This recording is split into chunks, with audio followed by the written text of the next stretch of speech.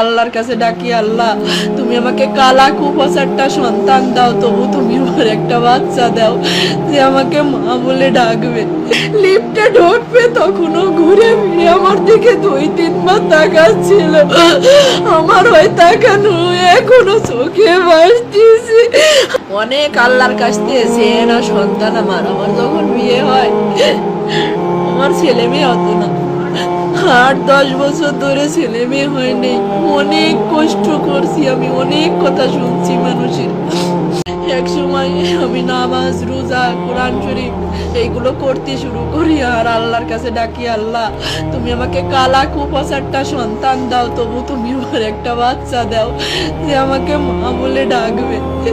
Doctor কবিরাজ দেখাতে দেখাতে আমার সিনথিয়া হয়। আমার বিয়ের 9 বছর পরে গিয়ে সিনথিয়ার যখন 4 বছর বয়স, আমার আবার অভাব হয় না, আমি আবার